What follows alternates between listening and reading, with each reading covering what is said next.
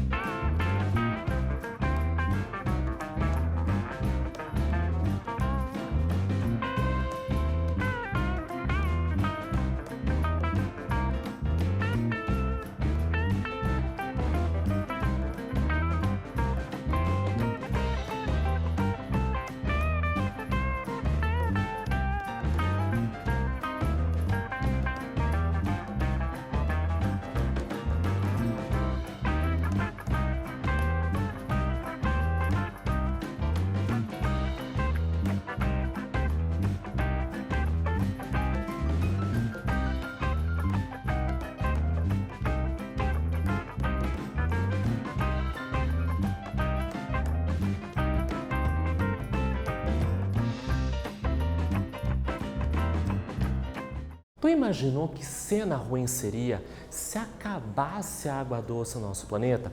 Você já ouviu falar em racionamento, escassez de água? Então, quando eu pergunto o que aconteceria se acabasse a água disponível para consumo humano no planeta, a gente está falando da água doce, porque nós não podemos ingerir a água salgada, 97,5%. Se as nossas atividades diárias, por exemplo, higiene, tomar banho, escovar os dentes, preparar os alimentos, limpar a nossa casa, lavar a nossa roupa. Então, a água doce está muito presente. Os bichinhos de estimação, eles precisam beber água. Os animais que são criados para depois virar alimento, por exemplo, eles também precisam fazer a ingestão de água. Então imagine, se essa água infelizmente acabasse, a vida na Terra também iria acabar. As plantas, as frutas, as verduras, os legumes que nós consumimos precisam ser irrigados para crescer bonitos, para que a gente possa se alimentar e ficar forte. Então, se essa água acabasse, infelizmente, as plantas e os animais morreriam, porque esse líquido é essencial à vida. Por isso, a importância do uso racional da água. Usar água com sabedoria. Escovar os dentes, abrir a torneira, molhar um pouquinho a escova de dente, fecha. Escova, abre no momento de enxaguar, finalizar a sua escovação. E para outras atividades, por exemplo, lavar a louça, abrir e fechar a torneira só em momentos necessários. Além de estar presente na composição da Terra, então a gente estava falando que a água está presente no nosso planeta. A água também compõe os nossos corpos. Você sabia que tem água dentro do seu corpo? Você sabia que tem água no interior das plantas? Essa substância é utilizada em atividades essenciais, fundamentais, como, por exemplo, a produção agrícola e na criação de animais. Por isso que se essa água acabasse, nós não teríamos, por exemplo, água para beber para matar nossa sede. Ou a irrigação de plantas, por exemplo, feijão, milho, arroz, frutas, não teria para comer. Olha a criação de animais, o gado, por exemplo, nós nos alimentamos da carne. Mas esses animais, enquanto vivos, precisam fazer a ingestão do líquido para sobreviver. Como esse líquido é essencial para a vida na Terra. A água é utilizada então para irrigar as plantações, grandes plantações, ou você que tem na sua casa e no terreno, no quintal, uma hortinha. De vez em quando você não tem que ir lá regar, ajuda os pais ou alguém que mora com você para molhar as plantinhas. Gerar energia nas usinas hidrelétricas, então não teria energia nas nossas casas, e fabricar os alimentos, materiais de higiene e outros produtos diversos nas indústrias. Olha como a água é importante. Olha na primeira imagem, novamente mostrando então as plantações. Grandes plantações precisam de uma grande quantidade de água para irrigar. Olha a segunda imagem, nós temos aqui uma barragem, a gente tem uma usina hidrelétrica, que a movimentação da água faz girar turbinas e produz a energia elétrica que chega até a nossa casa. Para você me assistir, aí na televisão, mexer no smartphone para responder às atividades ou assistindo a aula no YouTube. Na última imagem, a gente tem uma moça ali numa fábrica, por exemplo, produzindo roupas, costurando. Mas qual é a relação disso com a água? Muitos produtos que nós consumimos, que nós compramos nas lojas, nos mercados, até na farmácia, têm água na sua constituição, na sua fabricação. Então, no nosso dia a dia, também utilizamos a água para diversos fins. Agora a gente está falando de nós mesmos. Como você usa a água? Desde o momento que você acordou. Acordou, levantou, foi ao banheiro, fez xixizinho, puxou a descarga, usou água. Escovou os dentes, lavou o rosto, usou a água. Foi tomar o café, porque você tem que assistir a aula Paraná do professor Fabiano. Tomou café. Para fabricar esses alimentos, os pães, bolo, biscoitos, até o suco, tem água. Ao longo do dia, você assistiu às aulas, fez as atividades, brincou um pouquinho, mexeu no computador, assistiu uma televisão, sentiu sede. Você teve que tomar água. Você está usando uma roupinha limpa? Lavou essa roupa. No final do dia, você vai lanchar, vai jantar, tomar banho e dormir. Veja, muitos momentos do seu dia você utilizou a água e nem percebeu.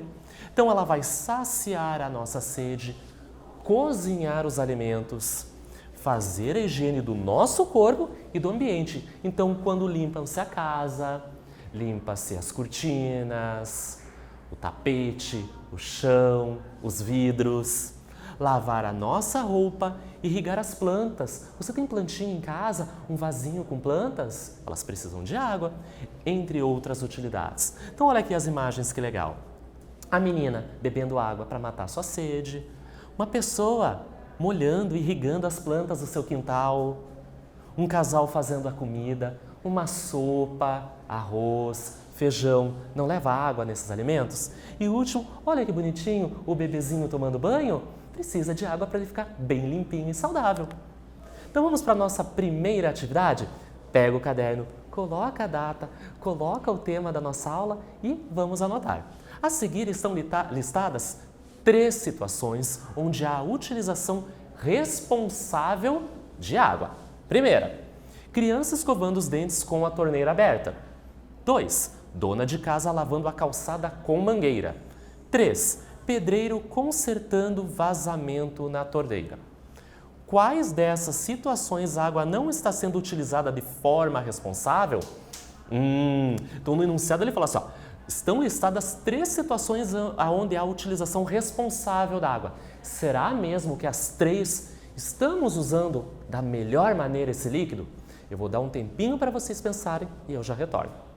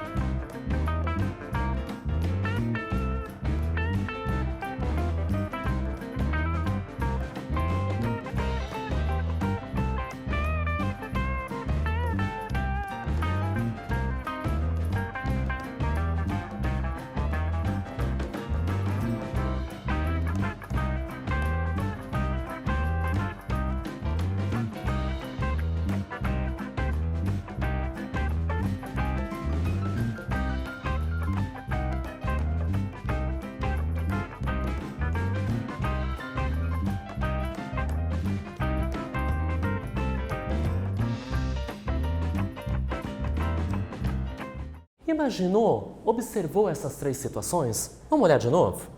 Uma criança escovando os dentes com a torneira aberta. É a primeira situação. Dona de casa lavando a calçada com mangueira. Segunda situação. Pedreiro consertando vazamento na torneira. Terceira situação. No meio dessas 3 tem alguma coisa errada. Quais dessas não estamos utilizando a água de forma responsável? Na situação 1 e na situação 2. Vamos ver o porquê? Na primeira, a criança está escovando os dentes com a torneira aberta, desperdiçando a água. Então imagina, ele começa a escovar os dentes e a torneira lá aberta, liberando litros e litros de água. Mas ele está ali escovando, está com a escova na boca passando nos dentes. E aquela água não está sendo utilizada. Então, qual é uma maneira correta de fazer isso? Será que você faz isso na sua casa? Pega a escova de dente, pega a pasta de dente, coloca, a pasta na escova, umedece, molha, então abre um pouco a torneira, umedece essa escova e fecha a torneira. Começa a escovação, todos os dentes, os movimentos, os dentes de cima, o de baixo, o canino, o incisivo, o molar. Abre a torneira, umedece, molha novamente essa escova, fecha e volta à sua escovação. E ao final, ao enxaguar, retirar toda essa espuma da pasta da boca, você também vai utilizar a água. Então só vai abrir quando necessário. Na segunda situação, a dona de casa está varrendo a calçada com mangueira. Veja, claro que depende da situação da sujeira dessa calçada. Mas às vezes, você já observou que algumas pessoas é uma sujeira pequena, folhas, e abre a mangueira e fica empurrando essa sujeira com a água. Olha quantos litros de água está sendo gasto. Não poderia varrer com uma vassoura essa sujeira? Poderia, numa situação, utilizar um balde. Então, também é um desperdício de água. A terceira está corretíssima.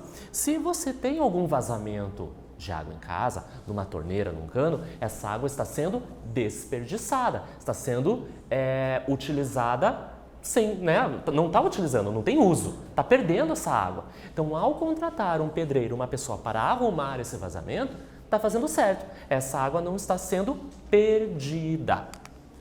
O conjunto formado por toda a água existente no planeta, incluindo aqui compõe os seres vivos, nós chamamos de hidrosfera.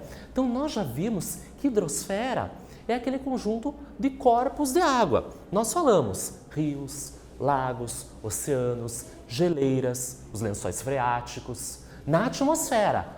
Só que agora a gente também pode incluir os seres vivos, animais e vegetais, porque nós também temos água no nosso corpo. Podemos classificar então a hidrosfera em regiões, né? Então as águas da hidrosfera, então águas oceânicas, águas atmosféricas e águas continentais. Então eu sei que tem água nos oceanos, eu sei que tem água nos rios, eu sei que tem água debaixo da terra, os lençóis freáticos. Por isso o homem fez essa classificação. Então aqui a gente tem a primeira, né? Uma imagem, uma praia. É as águas o quê? Oceânicas, dos oceanos, isso mesmo. A segunda, veja ali, nuvens, atmosfera. Então são as águas atmosféricas. E por último, olha lá um rio com as suas movimentações, as corredeiras. Se a gente for ver, essa água está onde? Nos continentes. Então são as águas continentais. Vamos para um quiz? Vamos para uma perguntinha rapidinha para ver se você compreendeu o nosso assunto? A hidrosfera é, letra A, constituída por toda a água sólida do planeta. Letra B, constituída por toda a água líquida do planeta. Letra C, constituída por todo o vapor de água do planeta. Ou alternativa D, constituída por toda a água do planeta. Eu vou dar um tempinho e eu já retorno.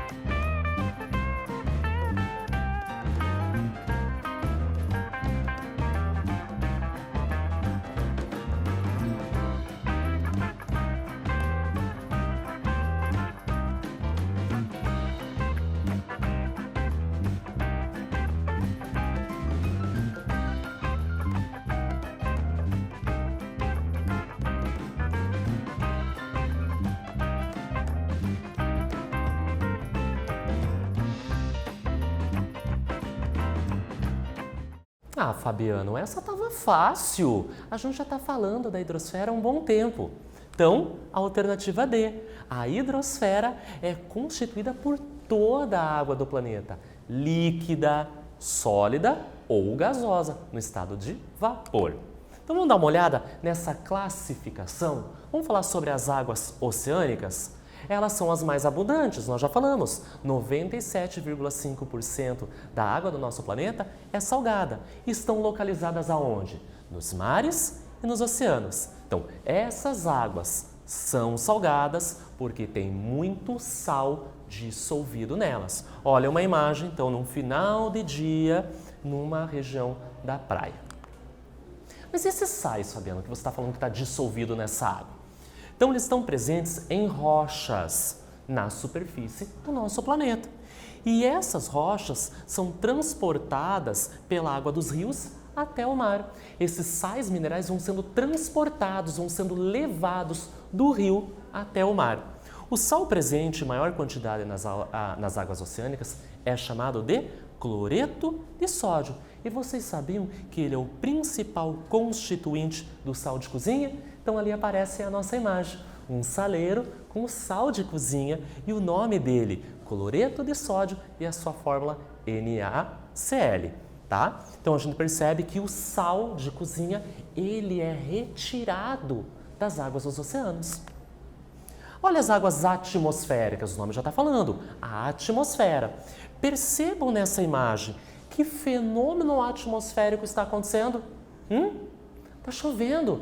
Então, uma água que está na atmosfera, ela podia estar no estado de vapor, ficou no estado líquido e precipita em forma de chuva.